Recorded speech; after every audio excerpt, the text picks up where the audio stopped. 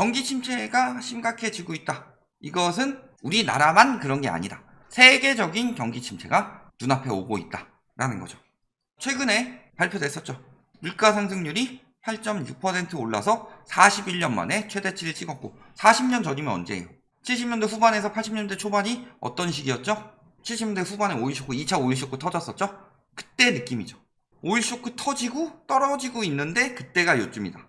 그때만큼 지금 물가 상승률이 굉장히 심각하다는 거죠. 이에 따라서 물가 상승률 기대치 역시도 2달 만에 또 사상 최고 찍었다. 2달 만에 또라는 이야기는 뭐예요? 지난달엔 떨어졌다가 이번 달에 다시 올랐다는 거죠. 지난달에 왜 떨어졌어요? 물가 상승률이 0.2%포인트 살짝 떨어졌으니까. 그런데 웬걸 이번에 또 올랐죠. 물가 부담이 굉장히 커지고 있다.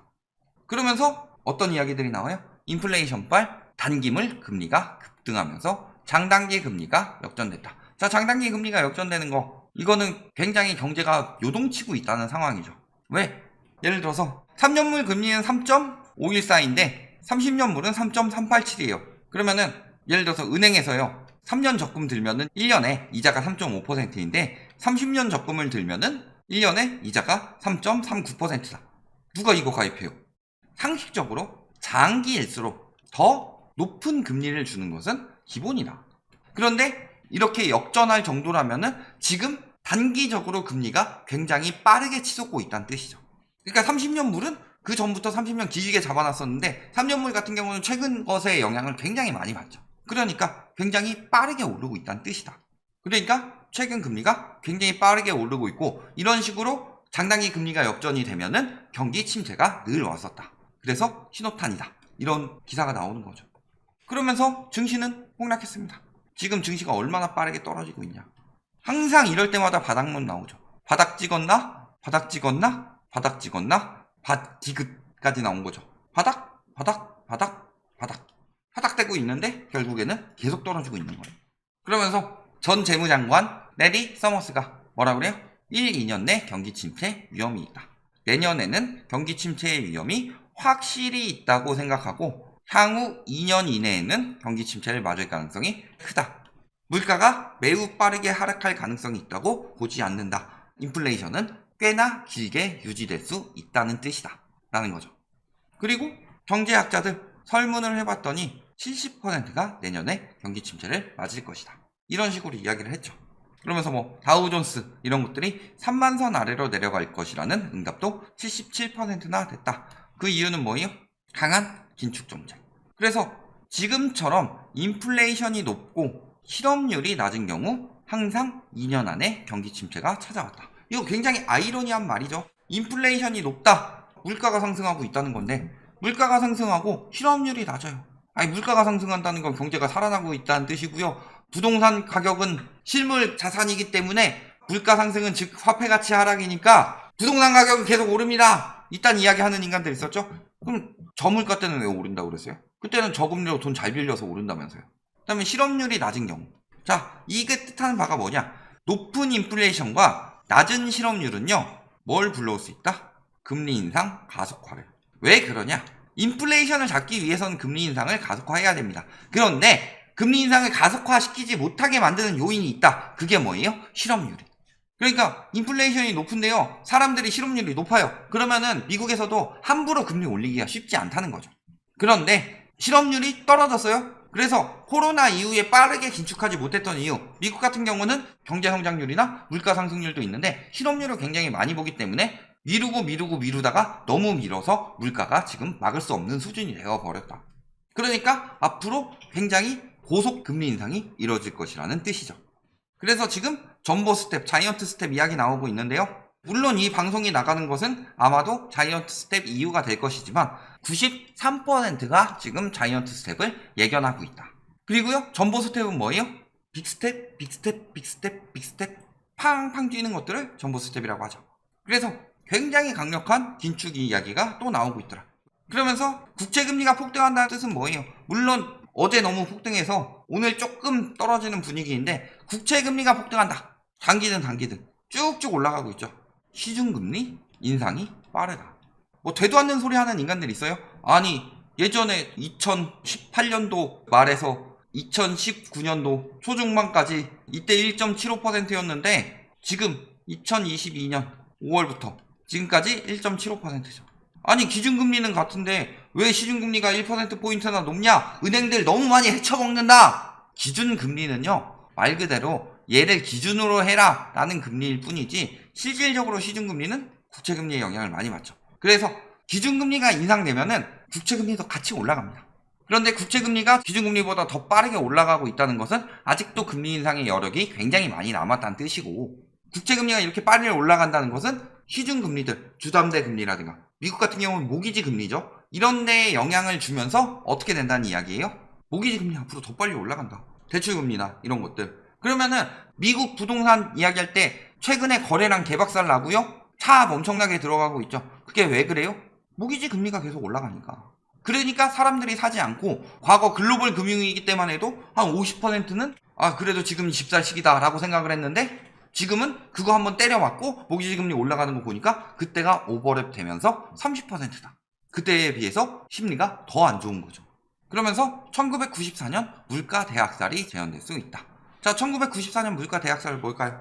그린스판 당시 연준 의장 글로벌 금융위기 때까지 하신 분이죠. 1년 새 기준금리를 3%포인트 올렸다. 그러면서 인플레이션발 대학살이라는 자산가격 폭락 사태가 빚어졌다. 이 여파가 얼마나 크게 터졌죠?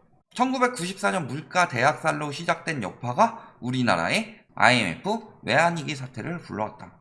왜? 신흥국, 자금이 빠지니까. 자, 미국은 굉장히 기축통화 중에서도 기축통화, 달러를 화폐로 하는 나라이기 때문에 안전성이 높죠. 그리고 신흥국들은요, 안정성보다는 수익성이 높도록 들어갔다. 왜냐? 따지고 보면 이쪽이 안전자산이고 이쪽이 위험자산이에요. 위험자산 투자 왜 해요? 안전한 데다 하지. 주식 코인 왜 해요? 올라갈 때 확 올라가니까 그렇죠. 그러니까 신흥국들에게 돈을 들이대 하고 있었죠. 흥국이 형한테. 그런데 금리가 올라가면서 안정성도 높은데 수익성까지 높아져 버리네? 미국 달러가? 그러면은 왜 여기 들이대? 자금이 일로 이동하는 거죠. 붕괴가 일어나요? 그러면은 그 다음 신흥국, 여기는 수익성이 여기보단 괜찮아서 미국을 안 빼도 되는데 이렇게 생각할 수도 있는데 여기가 붕괴되는 거 보면은 무너지는 거 아니야? 그럼 여기서도 빼가요. 또 빼가요. 이게 연쇄 붕괴가 일어나는 거다. 멕시코, 아르헨티나, 동남아, 동아시아, 러시아까지 붕괴됐던 그 시기처럼.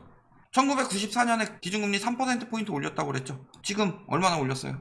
내년 안에 3%포인트 이상 넘어갈 것 같지 않나요? 기준금리 3.5%도 안 올라갈 것 같나요 지금? 물가가 안 잡히고 있는데 3월부터 4달 만에 1.5% 올렸어요. 1년 동안 3%포인트 올렸는데 4달 만에 올렸다는 건 속도가 1.5배는 빠르다는 거죠. 그러면서 지금 엔화 같은 거 쭉쭉 올라가고 있죠. 엔화 지금 쌀 때 사두자. 미친 거 아니에요? 기준금리를 지금 세계적으로 긴축이 들어가고 있는데 긴축을 못하는 나라는 무너집니다. 왜냐?